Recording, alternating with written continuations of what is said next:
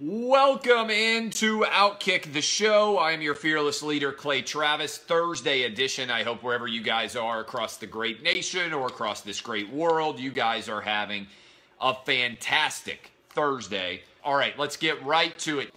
I have been told that Hugh Freeze yesterday met with Tennessee coaches, including Jeremy Pruitt, and is one of the finalists to be the next offensive coordinator at the University of Tennessee. Now, whenever I tell you stories like this, inevitably people get all riled up and they are like, who is your source? I am the source, as I always say. You can either trust that I talk to people and those people know things and they tell me things and they say, hey, this can't come from me, or you cannot. It doesn't really matter to me. All I will tell you is that Hugh Freeze has met with Tennessee and he is one of the finalists for the University of Tennessee head offensive coordinator job. This would be a big deal. Be a big hire for Tennessee. Tennessee's offensive coordinator has left to take over the head job at Western Kentucky. This would be a home run replacement, beyond a shadow of a doubt, for Tennessee. There are other names that are being considered for this job. A lot of you are talking about Cliff Kingsbury. I think Kingsbury is going to take the USC offensive coordinator job. I think he will be out in SC. I think he wants to be in LA. I think he wants to be in a good and big market. And so I think that Hugh Freeze, right now, Tennessee has the first mover advantage on Hugh Freeze. So if you believe me when I'm telling you that they met yesterday and that Hugh Freeze is one of the finalists, this is a big move. This would be a huge move for Jeremy Pruitt. It would be big to bring back in Hugh Freeze. Let's break down this decision if it were made. The only negative I see for Tennessee in hiring Hugh Freeze at all is that he's so good, he's only here for a year. If that were to happen, then you're going to be searching for another offensive coordinator the next year. I think that everything in college football is on a year-to-year basis. So I don't think you can worry when it comes to your coordinators. If the coordinator does such a good job, he leaves and takes over another job the next year. That's why you had him here in the first place, to be really good for a year. Tennessee needs to be as good as they possibly can next year. And so I don't think that there is anything to worry about in terms of him leaving early. You can also be concerned with, oh, some people are going to say mean things about Tennessee giving Hugh Freeze a job. To that, I say, so what? So what? I am so ready for people in positions of power to just say, I don't care. You can say bad things about me for 24 hours. You can let the drive-by national media have their fun, come by, tisk, tisk, and then guess what? They go away. This would be my advice to everybody out there. If you don't do something because you are worried that for 24 hours people are going to say bad things about you, then that's on you. I said yesterday, I don't agree with the decision by the Washington Redskins to sign Reuben Foster. But once you decide to bring him in, you have to stick to it because nothing is going to change except people are going to get outraged about your decision. And then you know what happens? 24 hours pass and somebody else does something that they are more outraged about. This is the culture that we live in today. Honestly, Donald Trump has taken advantage of the outrage culture, and he keeps people's heads spinning to such an extent they can't even keep track of what they're outraged about. Hillary deleted some emails 5 years ago, and that's still a story because she was so worried about outraging everybody. Trump outrages everybody every day, and all the outrages just pile up, and the culture can't keep track of them, and so nothing actually sticks. And so that would be my advice in the world of college athletics or the NFL or anywhere else. If you believe somebody makes it more likely that you are going to win games, if you believe that's going to happen, then make the move. Don't worry about what the reaction is going to be. So if Tennessee and Jeremy Pruitt believe that Hugh Freeze makes it more likely they're going to win games, then don't worry about it. Everybody is perpetually outraged. Have you seen the outrage over Rudolph the Red-Nosed Reindeer and Charlie freaking Brown Christmas specials? People lose their minds now. You got to stop giving all the outrage culture the attention that it deserves. Sometimes people are just pussies and deserve to be called pussies. I wish somebody would just come out and say, you know what? There's a lot of pussies out there, and if I worried about everything that people were outraged about all day, I would never do anything all day long. So you have the decision to make, and if you think it's the right decision, then make it.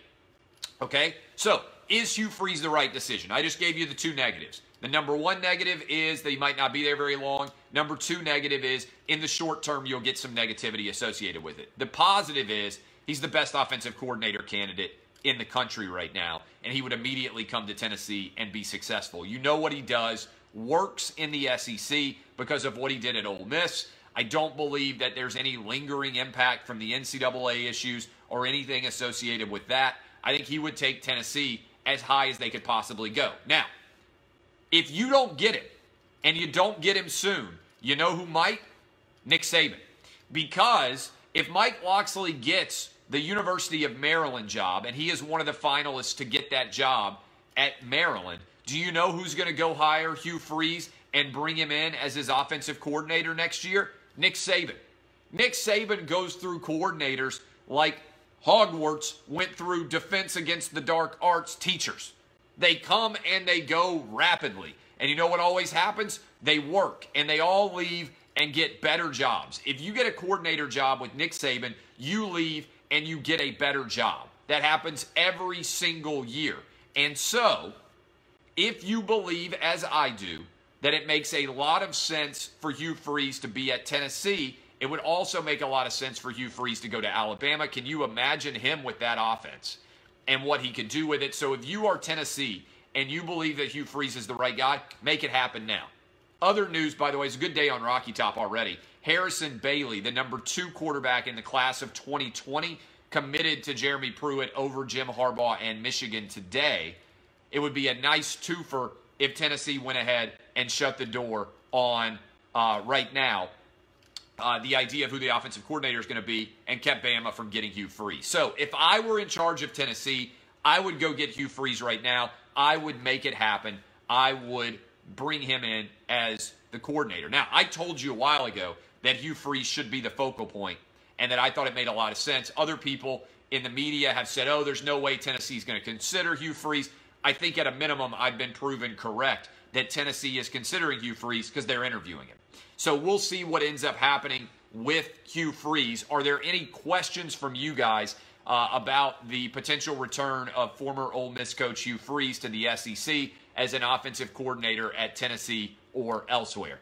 I don't think Lane Kiffin is going to leave FAU and go be an offensive coordinator somewhere. No, I've heard a lot of Lane Kiffin offensive coordinator rumors out there. No, I don't think Lane Kiffin is going to leave FAU and go be a coordinator for somebody else. Could Tennessee win the East next year? I'm not sold on Garantano. I think Tennessee's still 2 years away from being good. But if I were making the move, if you're willing to interview him and the interview went well, and I was told that it did, that would make a lot of sense. If I were Hugh Freeze, I have not heard any idea about Hugh Freeze to Auburn. I don't think that is very likely. Also, Gus Malzahn is an offensive coordinator. Why would you want at Auburn to hire Hugh Freeze? That's basically an acknowledgement that Gus Malzahn is a disaster and doesn't make sense. Freeze makes sense at Tennessee because Jeremy Pruitt is a defensive head coach, and he could just hand off completely the offensive side of the ball to Hugh Freeze, and you know it would work as well as it possibly could. Now, Tennessee still might not have the talent to be incredibly successful on the offensive side of the ball, but what Hugh Freeze does works. So I don't think there's any doubt about that. Some people are saying, oh, what about Hugh Freeze's past? Like, I'm not a guy who gets riled up on personal failings. What Hugh Freeze did was a personal failing. You can go listen. I had him on for an hour, and he came on my show, and he answered every single question about that process. And so if you're curious about Hugh Freeze or you want to know anything surrounding his time in Ole Miss or anything associated with it, then you can go listen to that podcast. I will put it out. A lot of you listened to it already. He came on for an hour and talked all day about all the situation surrounding Ole Miss and everything else. So my suggestion would be, if Tennessee wants to make a play, go do it. go grab Hugh Freeze and get it done right now. Any other questions? I think Auburn's a mess. I don't understand why Gus Malzahn would negotiate against himself and take less of a buyout. That report has been out there. I don't understand that at all. If I'm Gus Malzahn, I'm saying the reason why I signed the deal that I signed is so you have to pay me a ton of money if I decide to leave. So I don't understand what's going on at Auburn, but I don't understand the reports of Gus Malzahn taking less money. I'll tell you this right now. I've got contracts for television and for radio. If my bosses came to me and they said, hey, we want to pay you less money under your contract, I would say, no, I'm not going to do that. You pay me everything that's owed under my contract, or you can fire me and pay me everything that's owed under my contract. But I'm not going to take less money to keep this job. That defeats the entire purpose of me having signed a contract. The way contracts work is we're sophisticated parties. You negotiate your side. I'll negotiate my side. And if you don't like my performance, then you can buy me out and go hire somebody else. I mean, I don't see that as being remotely confusing. All right. Let me give you gambling picks. Tonight, Saints going marching into Dallas. The play, the over and the Saints. The over and the Saints is going to be the play tonight. Let me explain why. The Dallas Cowboys have a good rushing attack with Ezekiel Elliott. The problem is they are strong where the Saints are strong. The Saints have a great rush defense. Right now, the number one in the NFL defense against the run. I don't think the Cowboys will be able to move the football on the ground against the Saints. I think that the Saints will be able to exploit the Dallas Cowboy defense just like they've been able to exploit every defense. I like the fact that both of these teams have had a full week to get ready. Both teams, full week to get ready because they last played on Thanksgiving. I think the Saints go marching into Dallas, come out of there with a double-digit win. I also like the over. I do think the Dallas Cowboys will have some success, but I think ultimately they will not be able to stand up to the offensive pyrotechnics between Drew Brees, Alvin Kamara, Mark Ingram, and Michael Thomas, and whichever other receivers that the New Orleans Saints have pulled out of the French Quarter and put into uniforms for Drew Brees to throw touchdown passes to. That's how much of a roll Drew Brees is on. Right now, he's setting all-time records for pass completion and also all-time record for a quarterback rating. I expect that to continue for a while. My producer is in the show asking questions. He is now asking questions. What questions do you need answers for right now? Ask me the questions, Royce. I'll answer them. This is pretty funny. My producer for Lock It In, which will be on in about 38 minutes, has got questions from me right now. If you need answers right now, Royce, we'll give you a preview. You can ask the questions in the comments, and I will give them to you as part of the show. I can't look down at the text, so just hop in the chat, and I'll give you answers for the production on the show. Royce is in the chat right now. Just a few more minutes here, Royce, and then I'll leave, and I'll go get ready for the show. So that's the play on Saints and Cowboys. Finally, did you guys see this? Did you guys see that there is a woman who is all worked up because a Southwest ticket agent responded unfavorably when they were checking in because a Texas woman claims Southwest Airlines made fun of her 5-year-old daughter's name as they were preparing to board their flight in Orange County. Her daughter's name is ABCDE. I swear to God this is real. ABCDE, and it is pronounced Ab City, which is, by the way, the greatest name for a fitness complex in the history of mankind. I would definitely be very comfortable signing up to be a member of a gym that was called Ab City. But if you name, this is an important lesson, okay? This is an important parenting lesson for me to everyone out there. I don't know if you guys have kids. I don't know if you'll ever have kids. I have 3. I have a 10-year-old, I have an 8-year-old, I have a 4-year-old. If you are a parent with a functional brain, the decision that you make as you contemplate names is this a name that will lead to my child being ridiculed for the rest of their life? If the answer is yes, you do not pick that name. This Southwest ticket agent was not making fun of the 5-year-old. He was making fun of the idiot parent here who decided to name her daughter ABCDE and pronounce it ABCDE. I'm sorry. If I am a ticket agent and I am checking in customers and I see that there is a little kid named ABCDE and I later joke about that name with my coworkers, I'm not making fun of the 5-year-old. There's an important distinction. People always want to say, oh, you're picking on my kid. No, no, no. I'm not picking on your kid. I'm making fun of how stupid you are. If you name your daughter or your son ABCDE, you have failed the first rule of parenting, which is do not set your children up for failure and ridicule. For the rest of this little girl's life, she will go into classrooms on the first day of school and no one will be able to pronounce her name. No teacher, no matter how skilled, is going to be like, oh, there's little ABCDE.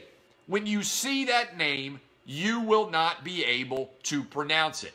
And that will happen in kindergarten, in first grade, second grade, third grade, fourth grade, fifth grade, sixth grade, seventh grade, eighth grade, ninth grade, 10th grade, 11th grade, 12th grade. And when she turns 18 and starts working at a strip club, nobody will know how to pronounce her name either. All right? That is your fault. Your goal in life is to not lead your child astray in such a flagrant manner that the moment that everybody sees her name for the rest of her life, they are going to think less of her because they're going to think her parents are idiots. All right? That is the truth. So we don't have to live in a world where it's wrong to ridicule stupid people. I believe that stupid people should be ridiculed more in this country.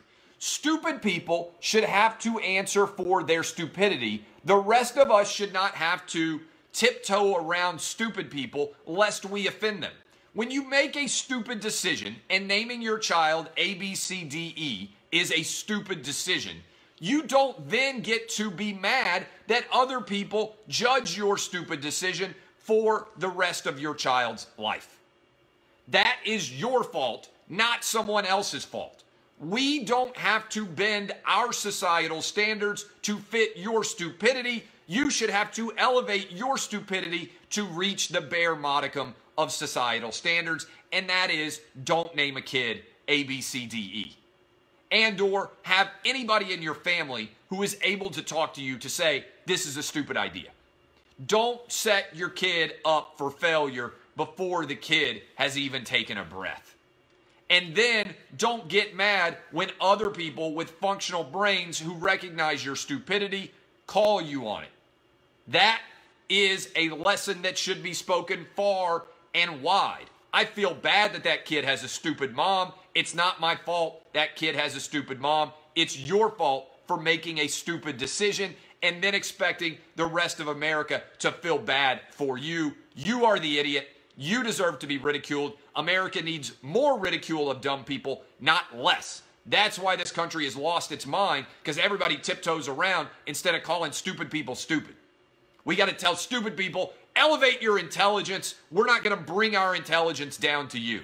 My name is Clay Travis. I got to go do my TV show. Don't name your kids stupid things and then get mad when people like me make fun of you for being stupid. This has been Outkick the Show. My name is Clay Travis. If you enjoy it, share it with your friends. I'll talk to you tomorrow. DBAP boys and girls. Maybe that's a name for a kid. Unless you need to SBAP, maybe that's a name for a kid as well.